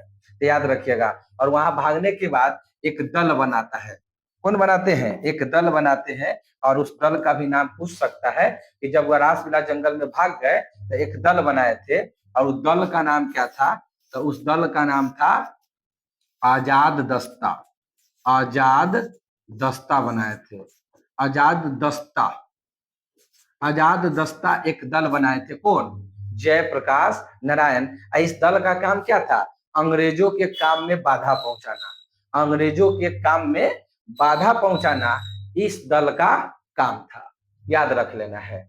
तो भारत छोड़ो आंदोलन के समय में जेल से कौन फरार हो गया था, जयप्रकाश नारायण, जिनको हजारीबाग जेल में बंद करके रखा था। लेकिन दीपावली की रात में ये भाग गए, और ये भाग के नेपाल चले गए, और नेपाल में रास बिलास जंगल में गए, और वहां पर एक पार्टी और एक दल बनाया जिसका नाम था आजाद दस्ता, आजाद दस्ता। चलिए 19 के बाद आप चलते हैं 20 नंबर पे, यानी 20 नंबर सवाल पे। और 20 नंबर सवाल है कि स्वराज पार्टी का गठन, स्वराज, स्वराज पार्टी का गठन, स्वराज पार्टी का जो गठन है वो किस आंदोलन की असफलता के बाद हुआ था, स्वराज पार्टी का गठन किस आंदोलन के, किस आंदोलन के असफलता के बाद हुआ था, असफलता के बाद हुआ था। आपको भी मालूम है कि स्वराज पार्टी की स्थापना असहयोग आंदोलन के दौरान हुआ था। असहयोग आंदोलन, ये गांधी जी चलाए थे असहयोग आंदोलन। असहयोग आंदोलन, तो ये गांधी जी चलाए थे असहयोग आंदोलन।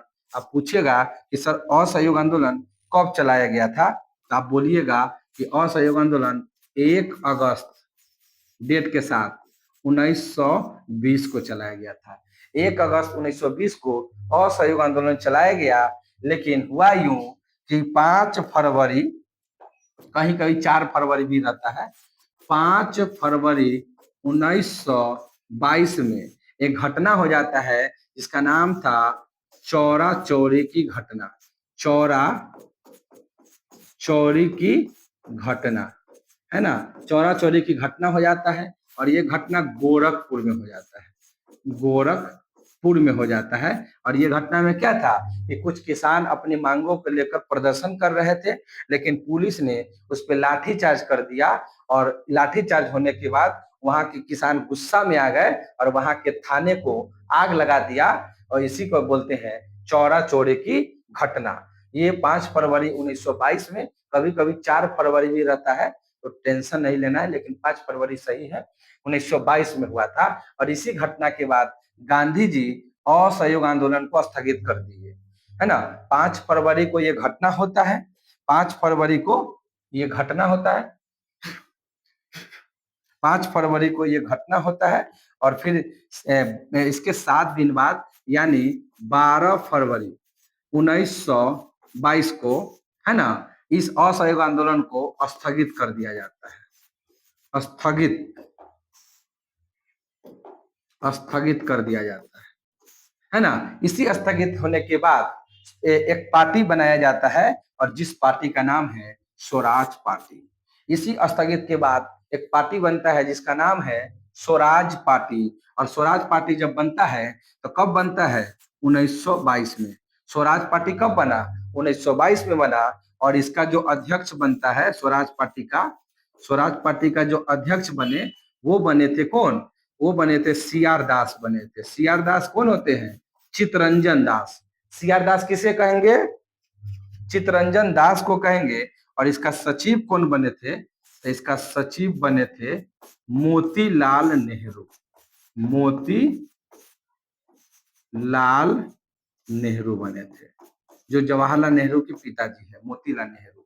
तो स्वराज पार्टी का ये कहानी है कि असहयोग आंदोलन की असफलता के बाद एक पार्टी बनता है जिसका नाम है स्वराज पार्टी। 1922 में बनता है, अध्यक्ष सी आर दास थे और सचिव मोतीलाल नेहरू थे। 1 अगस्त 1920 को ही हमारे देश के वीर सपूत लाल बहादुर शास्त्री का मृत्यु हुआ था। 1 अगस्त 1920 को याद रखिएगा, 1 अगस्त 1920 को लाल बहादुर शास्त्री, लाल बहादुर शास्त्री जी का क्या होता है, निधन हो जाता है ना, याद रखिएगा।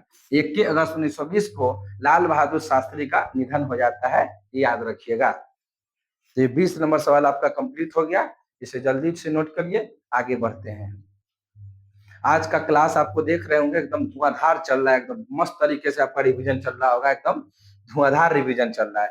साइंस का सवाल आया, इकोनॉमिक्स का आया, आपका हिस्ट्री का सवाल आया, हर सवाल कवर कर रहे हैं, मजा आ जाएगा आप इस सीरीज को अगर कंटिन्यू देखते हैं तो। 20 के बाद हम लोग चलते हैं 21 नंबर में, और 21 नंबर जो प्रश्न है वो पूछ रहा है कि बंगाल विभाजन के बाद, बंगाल विभाजन के बाद, बंगाल विभाजन के बाद, बंगाल विभाजन के बाद पूर्वी का प्रथम, पूर्वी जो बंगाल होगा, पूर्वी बंगाल का प्रथम, पूर्वी बंगाल का प्रथम, पूर्वी बंगाल का प्रथम गवर्नर किसे बनाया गया, है ना, प्रथम गवर्नर किसे बनाया गया। जब बंगाल को विभाजन कर दिया गया, एक पूर्वी बंगाल एक पश्चिमी बंगाल, तो पूर्वी बंगाल का जो गवर्नर बनाया गया, उस गवर्नर का नाम जो हो जाएगा, उसका नाम हो जाएगा ब्लामफील्ड फुलर। ब्लामफील्ड, ब्लामफील्ड, ब्लामफील्ड फुलर हो जाएगा, ये याद कर लीजिएगा, है ना, ब्लामफील्ड फुलर हो जाएगा। बंगाल विभाजन के बाद पूर्वी बंगाल और का प्रथम जो गवर्नर बने थे ब्लामफील्ड फुलर बने थे, ब्लामफील्ड फुलर बने थे, याद करिएगा। फिर बोलेगा बंगाल विभाजन कब हुआ था? तो बंगाल का विभाजन आपको पता ही है कि 16 अक्टूबर 1905 को बंगाल विभाजन लागू हो गया था।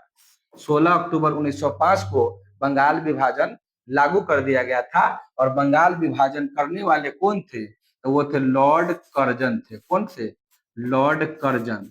तो लॉर्ड कर्जन ने बंगाल का विभाजन करवाया था, लॉर्ड कर्जन। और लॉर्ड बंगाल विभाजन के विरोध में, बंगाल विभाजन के विरोध में एक आंदोलन हुआ और उस आंदोलन का नाम है स्वदेशी आंदोलन। स्वदेशी आंदोलन किया गया था, याद करिएगा, स्वदेशी आंदोलन। तो स्वदेशी आंदोलन बंगाल विभाजन के विरोध में किया गया था। और स्वदेशी आंदोलन के जो नेता थे, स्वदेशी आंदोलन के जो नेता थे ना, उस नेता का नाम था सुरेंद्र नाथ बनर्जी। ये भी पूछा जाएगा, याद रखना, सुरेंद्र नाथ बनर्जी थे। तो सुरेंद्र नाथ बनर्जी ने बंगाल विभाजन के विरोध में स्वदेशी आंदोलन करवाए थे और उस आंदोलन का लीड कर रहे थे तो वो सुरेंद्र नाथ बनर्जी। अब पूछ देगा स्वदेशी आंदोलन कब हुआ था? तो बोलिएगा 7 अगस्त 1905 में। तो 7 अगस्त 1905 को स्वदेशी आंदोलन किया गया था। ये भी बात को ध्यान में रखना है, क्योंकि 26 जुलाई को ही है ना घोषणा, 20 जुलाई को घोषणा कर दिया गया था कि हम बंगाल का विभाजन करेंगे। कब कर दिया था? 20 जुलाई 1905 को। तब 20 जुलाई 1905 को घोषणा हो गया कि क्या करेंगे? बंगाल का विभाजन कर दिया जाएगा। तो इसी के लिए अगस्त महीना में, जुलाई के बाद अगस्त आता है, तो 20 जुलाई को जैसे ही घोषणा करता है लॉर्ड कर्जन कि बंगाल का विभाजन कर देंगे, है ना, तो उसी के विरोध में एक आंदोलन होता है जिसका नाम है स्वदेशी आंदोलन। लेकिन फिर भी बंगाल का विभाजन कर ही देता है 16 अक्टूबर 1905 को। इसीलिए 16 अक्टूबर के दिन के बारे में पूछता परीक्षा वाला कि 16 अक्टूबर को रक्षाबंधन का त्योहार मनाया गया। रक्षा बंधन का त्योहार भी मनाया गया 16 अक्टूबर को, याद रखिएगा। 16 अक्टूबर 1905 को पहली बार रक्षाबंधन का त्योहार मनाया गया था। अब बंगाल विभाजन के बाद आपका दिल्ली दरबार होता है ना, दिल्ली दरबार लगता है। और आपको मालूम है कि दिल्ली दरबार कब लगा था? तो दिल्ली दरबार लगा था 1911 को। दिल्ली दरबार कब लगा था? 1911 के। कौन आया था? जॉर्ज पंचम आया था दिल्ली दरबार में। जो राजा आए थे उस राजा का नाम था जॉर्ज पंचम। जॉर्ज पंचम, या ऐसे भी पंचम लिखा रहेगा, जॉर्ज पंचम आए थे दिल्ली दरबार के समय में। और वहां पे 3 महत्वपूर्ण घोषणा हुआ। एक, बंगाल विभाजन को कैंसिल कर दिया गया। फिर सेकेंड है ना, कहा गया कि बंगाल की, भारत की राजधानी बंगाल न होके अब दिल्ली रहेगा। तो पहली घोषणा हुआ कि बंगाल विभाजन को कैंसिल कर दिया जाए। दूसरी घोषणा किया कि आज से भारत की राजधानी बंगाल नहीं होगा, अब दिल्ली होगा। और तीसरी महत्वपूर्ण घोषणा हुआ कि आने वाले दिनों में बिहार जो होगा, है ना, बंगाल से अलग होकर एक नया प्रांत बनाया जाएगा, एक नया राज्य बनाया जाएगा। तो बंगाल विभाजन से इतना सारा प्रश्न आपको दिमाग में रखना पड़ेगा। तो जब बंगाल का विभाजन कर दिया गया तो पूर्वी बंगाल का जो प्रथम गवर्नर बनाया गया उसका नाम था ब्लामफील्ड फुलर। ब्लामफील्ड फुलर थे। चलिए 21 के बाद आप चलते हैं 22 नंबर में। और 22 नंबर प्रश्न क्या है वो देखते हैं। 22 नंबर प्रश्न के लिए ऊपर से लेना पड़ेगा। चलिए इसको नोट कर लीजिए, फिर 22 नंबर प्रश्न हम ऊपर से लेते हैं। 22 नंबर प्रश्न हम ऊपर से लेते हैं, ठीक, इसको हटा रहे हैं। चलिए 22 नंबर प्रश्न यहां से लेते हैं। सवाल क्या है ना, ज्योग्राफी से सवाल है कि नागार्जुन परियोजना, नागार्जुन परियोजना, परियोजना का मतलब बांध होता है। तो नागार्जुन परियोजना कृष्णा नदी पे है। ये आपसे पूछ रहा है कि कौन सा गलत है कौन सही है। कृष्णा नदी आपको बताना है कि नागार्जुन जो बांध परियोजना है क्या वो कृष्णा नदी पे है। अगला है बगलिहार परियोजना, बगलिहार परियोजना। और ये बगलिहाल परियोजना इस बार का एग्जाम में भी आया हुआ है, परियोजना। इस बार जो मद्य निषेध का भी एग्जाम हुआ है हाल ही में, परियोजना। तो ये बगलिहार परियोजना एग्जाम में आया हुआ है। अभी जो हाल फिलहाल इसी पिछले महीना में जो आपका मद्य निषेध का पेपर हुआ है, उसमें बगलिहार परियोजना पूछा हुआ है। अगला है, क्या बगलिहार परियोजना चेनाब नदी दे रहा है? सही है क्या? चेनाब नदी, चेनाब नदी सही है, बताना है। रंजीत सागर अगला बार पूछ रहा है कि सर रंजीत सागर बोल रहा है।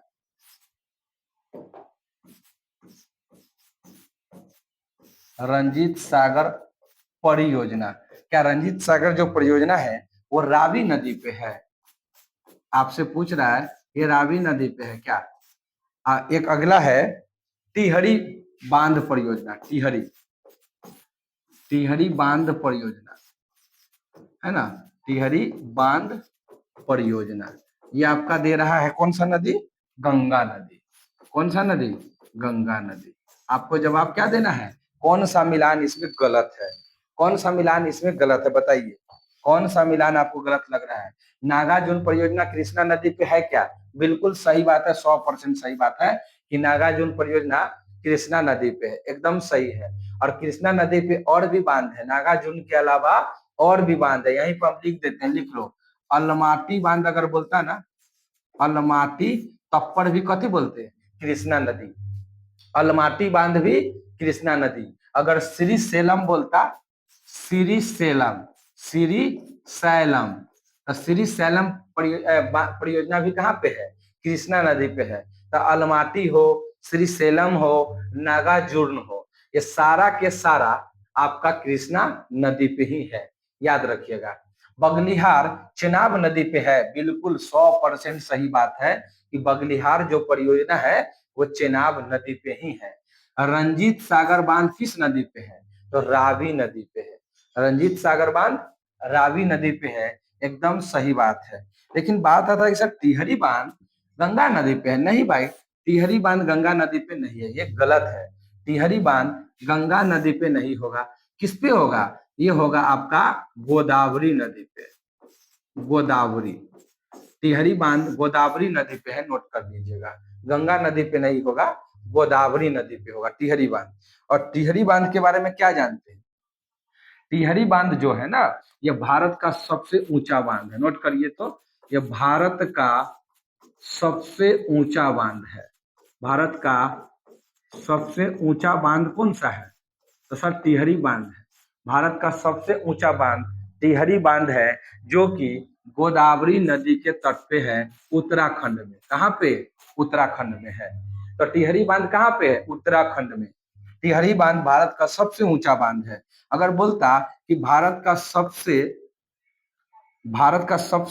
बड़ा बांध कौन सा है, बताइए तो। भारत का सबसे बड़ा बांध कौन सा है? अगर बड़ा पूछता ना तो आपको बोलना पड़ता भाखरा नांगल बांध।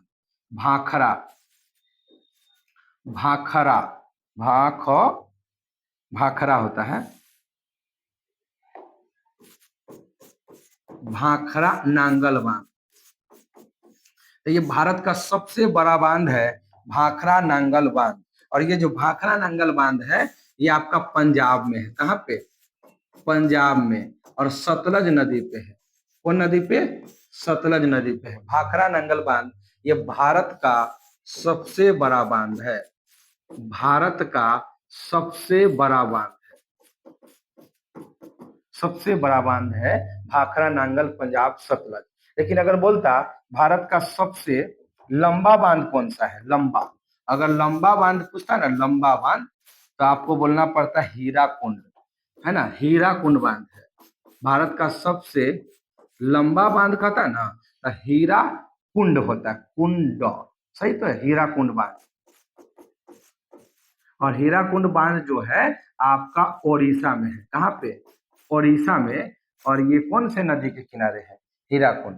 हीरा कुंड सबसे बड़ा बांध भाखरा नांगल सतलज नदी, हीरा कुंड ओडिशा में है। और ये कौन सा नदी है याद नहीं आ रहा है, अचानक से गायब हो गया। टिहरी बांध गोदावरी नदी। भारत का सबसे बड़ा बांध भाखरा नांगल, और यहाँ उड़ीसा महानदी। ये कौन सा नदी है? महानदी, याद आ गया है, महानदी। नोट कर लीजिए।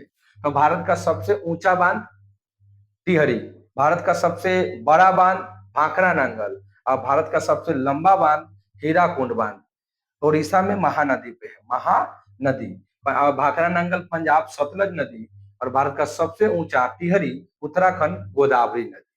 बाकी नागार्जुन कृष्णा नदी, अलमाटी कृष्णा नदी, श्रीशैलम कृष्णा नदी, है ना। बगलिहार चेनाब नदी, और रंजीत सागर रावी नदी, टिहरी बांध वो हो गया। एक जवाहर सागर, एक होता है जवाहर सागर, एक होता है राणा सागर। जवाहर सागर, जवाहर ने राणा,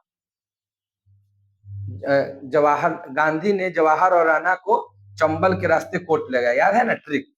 तो अगर आपसे पूछ देता कि राणा सागर बांध कहाँ है, राणा सागर बांध, या फिर बोल देता जवाहर सागर बांध, जवाहर सागर बांध, राणा सागर, जवाहर सागर, या फिर आपको बोल देता गांधी सागर, अगर बोल देता गांधी सागर, या फिर आपको बोल देता कोटा बैराज, कोटा बैराज। ये सारा के सारा जो बांध है ना, चारों के चारों, ये आपका चंबल नदी पे है। कौन नदी? चंबल नदी पे है, नोट कर लीजिए। ये सारा के सारा चंबल नदी पे है। कौन कौन? राणा सागर, जवाहर सागर, गांधी सागर, कोटा बैराज, ये सारा के सारा चंबल नदी पे है। तो ये भी नोट कर लेना है तुमको।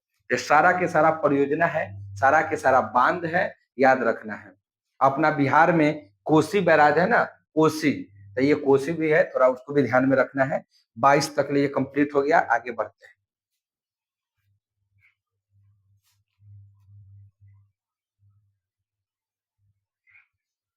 चलिए आगे बढ़े। 22 के बाद हम लोग चलते हैं अब 23 नंबर में। और आज का जो 23 नंबर का जो प्रश्न है वो पूछ रहा है, केंद्रीय सिल्क बोर्ड की स्थापना कहाँ किया गया है? केंद्रीय सिल्क बोर्ड, केंद्रीय केंद्रीय सिल्क बोर्ड की स्थापना कब किया गया, यह पूछ रहा है कि केंद्रीय सिल्क बोर्ड की स्थापना 1949 में किया गया। केंद्रीय सिल्क, सिल्क मतलब तो जानवे करते हैं, रेशा होता है ना, तो केंद्रीय सिल्क है ना, सिल्क की सारी रेशम। तो केंद्रीय सिल्क बोर्ड की स्थापना 1949 में किया गया है। विश्व का प्रथम लिंग महोत्सव कहाँ किया गया है? विश्व का प्रथम लिंग साहित्य महोत्सव का आयोजन कहाँ किया गया है? विश्व का प्रथम लिंग साहित्य महोत्सव, 24 नंबर लिखिएगा।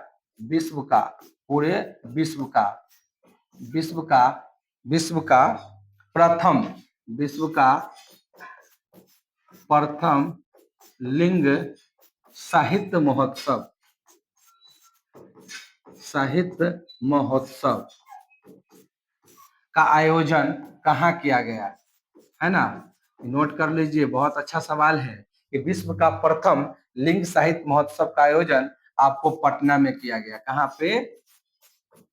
पटना में। आइए 25 नंबर प्रश्न पे। और 25 नंबर कह रहा है, क्या कह रहा है? 25 नंबर में ये कह रहा है कि भारत में जो न्यायिक पुनरावलोकन होता है, अपना जो भारत में, भारत में न्यायिक पुनरावलोकन, न्यायिक पुनरावलोकन, पुनरावलोकन का मतलब क्या होता है? Judicial review. इसको इंग्लिश में याद रखना है, जुडिशियल रिव्यू होता है, रिव्यू, जुडिशियल रिव्यू, रिव्यू, ठीक है ना। स्पेलिंग क्या होता है?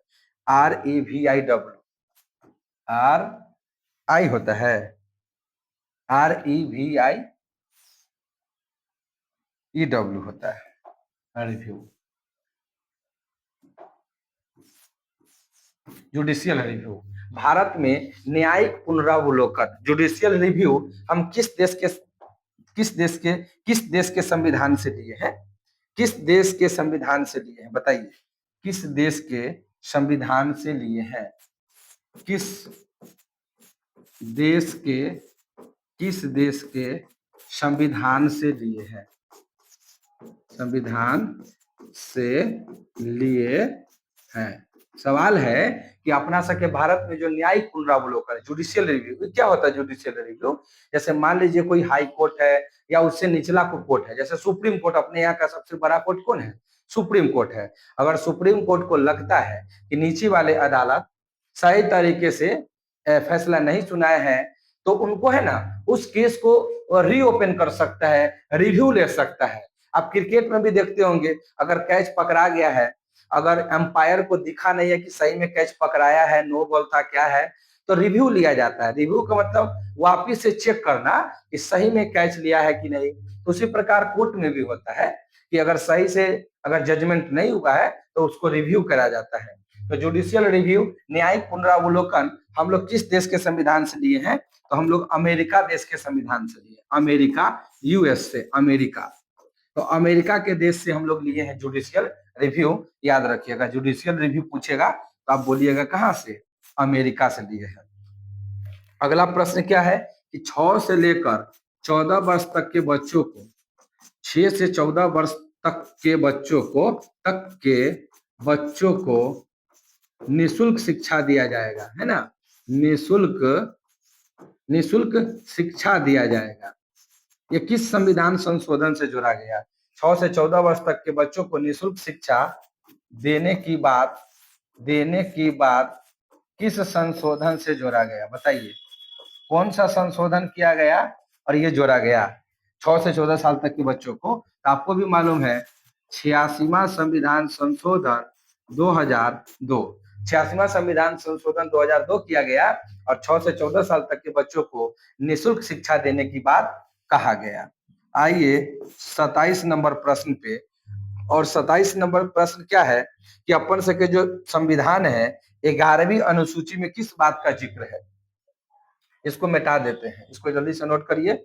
26 के बाद हम लोग 27 नंबर में आते हैं और 27 नंबर कह रहा है कि अपन सके जो भारत के संविधान में, भारत के संविधान की 11वीं अनुसूची, 11वीं जो अनुसूची आपको मालूम है ना, 11वीं अनुसूची में पंचायत की बात करता है ना। अनुसूची 12 गो है, 12 के 12 अनुसूची याद करवाए हुए हैं ना। तो पहला अनुसूची में क्या है, राज्य और यूटी के नाम है। 2 में क्या है, वेतन व भत्ता है, वेतन व भत्ता है। 3 में शपथ है। 4 में राज्यसभा में सीटों का बंटवारा है। 5 में एससी और एसटी यानी अनुसूचित जाति और अनुसूचित जनजाति का उल्लेख है। और 6 में 4 राज्य मेघालय, मिजोरम, असम, त्रिपुरा के बारे में विशेष आरक्षण की बात कर रहा है। 7 में केंद्र और राज्य के बीच में संबंध है। 8 में भाषा है, यानी हमारे यहाँ मूल संविधान में 14 भाषा था लेकिन अभी वर्तमान में 22 भाषा है। 9 में भूमि सुधार है और 10 में दल बदल है। 11 में पंचायत है और 12 में नगर निकाय और नगर परिषद है। तो वही बोल रहा है कि भारत के संविधान की 11वीं अनुसूची में जो पंचायत है उसमें कितने विषयों का उल्लेख है, विषय पूछेगा, कितने विषय का उल्लेख है, बताइएगा कितने विषय का उल्लेख है, कितने विषय का। जो अपनी सके संविधान की 11वीं अनुसूची में पंचायत का जिक्र है, किसका जिक्र है, पंचायत का। तो उस पंचायत में कितने विषय का जिक्र है, ये एग्जाम के लिए काफी महत्वपूर्ण सवाल है, याद रखिएगा। 29 विषय, क्या विषय, 29 विषय याद रख लीजिएगा कि अपनी से पंचायत में कितना विषय है, तो 29 विषय है। कितना, 29 विषय है, याद कर लीजिए। और 28 नंबर है, अगर ग्राम पंचायत की बात करेगा, ग्राम पंचायत आर्टिकल 40 में है। ग्राम पंचायत की गठन की बात आर्टिकल 40 में किया गया है और बोलता है ना कि पंचायती राज व्यवस्था, तब आर्टिकल 243 में इसका चर्चा है।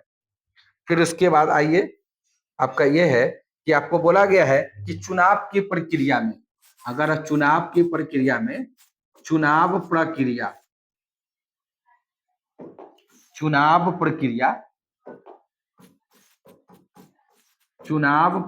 में जाति के नाम पर, धर्म के नाम पर, लिंग के नाम पर, वंश के नाम पर भेदभाव नहीं किया जाएगा, भेदभाव नहीं किया जाएगा, है ना। चुनाव प्रक्रिया में जाति के नाम पे, धर्म के नाम पे, लिंग के नाम पे, वंश के नाम पे भेदभाव नहीं किया जाएगा, ये किस अनुच्छेद में है?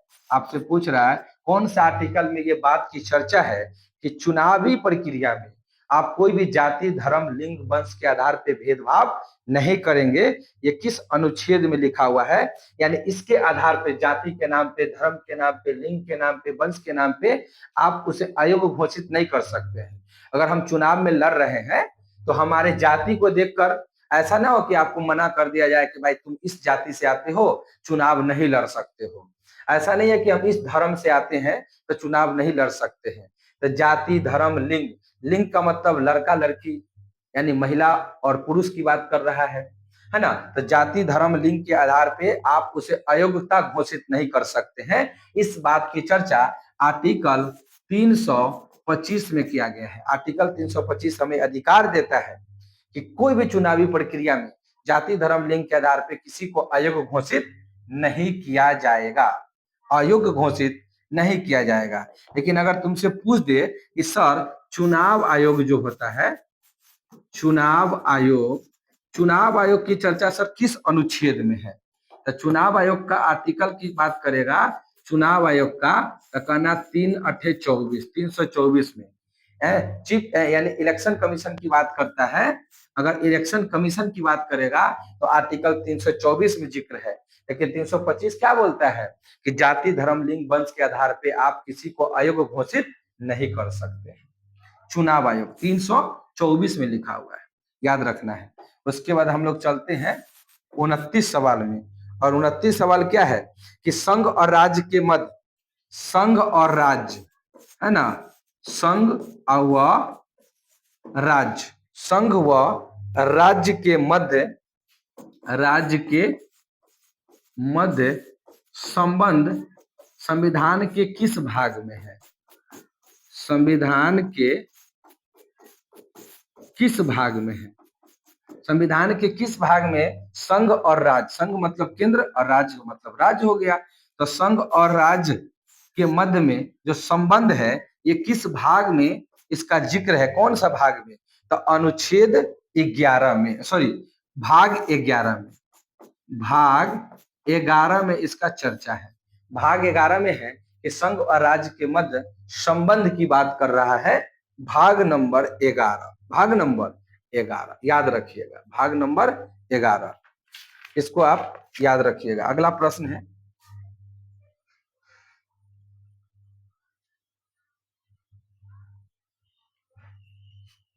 29 के बाद अब हम चलते हैं 30 नंबर में। 29 के बाद हम लोगों का जो अब अगला प्रश्न है वो 30 नंबर है, रामसर सम्मेलन संरक्षण। रामसर सम्मेलन संरक्षण, रामसर सम्मेलन संरक्षण किससे संबंधित है?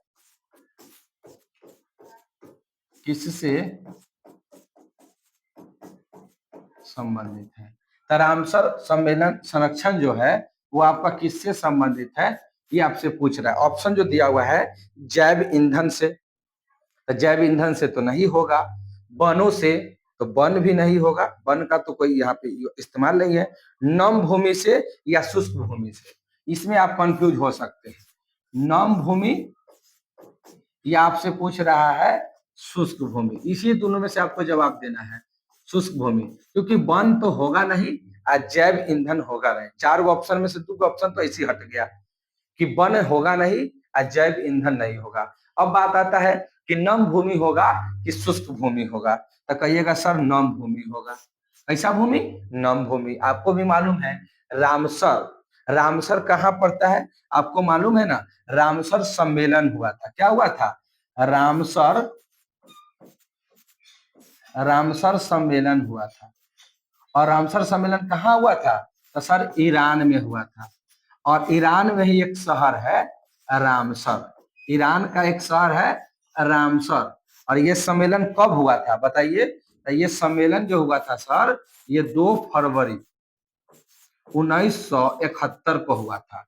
2 फरवरी 1971 को रामसर सम्मेलन बुलाया गया। ईरान के एक शहर है रामसर, इसलिए इसका नाम पड़ा रामसर सम्मेलन। आर्द्र भूमि पे चर्चा किया गया था जितने भी दुनिया में आर्द्र भूमि है, वेटलैंड एरिया है, उनको संरक्षण देना इसकी जिम्मेवारी है।